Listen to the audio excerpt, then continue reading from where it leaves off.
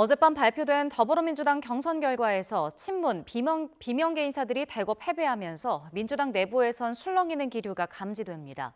임종석 전 대통령 비서실장의 잔류 결정 이후 잦아들던 내홍이 다시 격해질 수 있다는 관측도 나오고 있습니다. 국회 연결합니다. 임성재 기자. 네, 국회입니다. 네, 비명계 현역 의원들이 친명계 인사들에게 줄줄이 무릎을 꿇었는데 지금 당내 분위기는 어떻습니까? 지난밤 전국 20곳에서 진행됐던 민주당 추가 경선 결과가 발표됐습니다. 현역 탈락자 8명이 나왔는데 이 강병원 의원과 박광원 의원 등 비명계로 분류되는 인사들이 대거 포함됐습니다. 일단 당내에선 예상했던 결론이라는 반응이 많습니다. 애초 경선을 치른 비명계 의원들 상당수가 이 경선에서 감점을 받는 당내 현역 의원 하위 평가자였기 때문입니다. 비주류 사이에서 현역 평가를 고리로 이른바 속가내기 한 것 아니냐는 비판이 나오는 이유입니다. 비명계인 송갑석 의원은 라디오 인터뷰에서 이런 경선 결과가 전체 총선 구도에는 좋은 결과가 아니라고 지적했습니다. 결국은 친명 일색의 분들로 후보가 정해지고 있다라고 하는 어떤 흐름은 중도층 표심에도 그렇게 좋은 영향을 미칠 것 같지는 않습니다.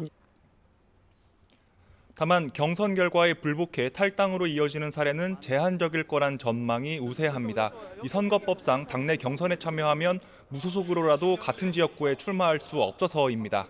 반면 친명 주류에선 당심을 확인했다는 반응입니다. 이 권혁기 당대표 정무기획실장은 YTN과 통화에서 이 경선 결과와 관련해 이 중요한 건 윤석열 정권에 대한 심판이라고 강조했습니다. 이재명 대표 혼자 싸우게 두지 말라는 게 확인됐다는 취지입니다. 이 친명계 일각에선 공천 배제에도 당 잔류를 선택한 친문 임종석 전 비서실장을 선대위원장으로 임명해야 한다는 의견도 나오는데 이 계파 갈등 봉합 차원으로 해석됩니다. 이런 가운데 이재명 대표는 이 본격적으로 정권 심판론을 부각하는 행보를 시작했습니다. 경기 양평군을 찾아 서울 양평고속도로 특혜 의혹을 규탄한 건데요.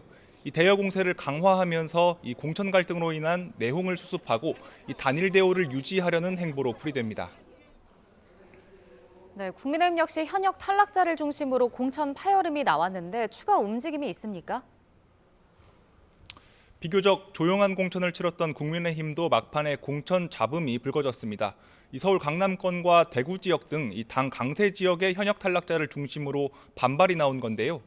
당 공관위는 이 같은 비판에 선을 긋고 있습니다. 이 장동혁 사무총장은 오늘 아침 당사에서 기자들과 만나 이 모든 공천은 시스템에 따라 이루어지고 있다고 말했습니다. 특히 공관위 결정이 무조건 잘못됐다는 등의 주장과 함께 이 객관적 근거를 밝혀달라고 하면 공개적으로 밝힐 용의도 있다고 강조했습니다. 한동훈 비대위원장 역시 공천은 공정하게 시스템을 중심으로 돌아가고 있다며 공관위에 힘을 실었습니다. 내부 단속에도 나섰는데 이 반발 의원 일부가 무소속 출마를 시사한 것과 관련해 원팀으로 가는 게 중요하다며 강경 대응을 예고했습니다. 당의 입장에 반발해서 무소속 나갔지만 설령 당선된 다음에 다시 복당한다. 이런 생각이라면 저는 그런 일을 절대 허용하지 않을 것이라는 점을 말씀드립니다. 반발 의원들의 움직임이 주목되는 이유인데 그 정도가 이 민주당보단 거세진 않을 거란 전망이 우세합니다. 이런 가운데 국민의힘은 이 국민추천제를 적용하기로 한 지역 외에 이 공천 작업을 아직 마무리하지 않은 보류 지역구 9곳을 대상으로 심사를 진행합니다. 이 선거구 획정으로 신설된 부산 북구을 등이 포함됐는데 이르면 오늘 추가 심사 결과가 나올 수 있습니다. 또 위성정당인 국민의 미래를 통한 비례대표 공천 작업도 속도를 내고 있습니다. 국민의힘 역시 본격 선거체제를 꾸려가는 모습인데 이 한동훈 비대위원장은 오늘도 격전지 순회 행보를 이어갑니다. 충청권에 이어 경기 수원 일대를 찾습니다.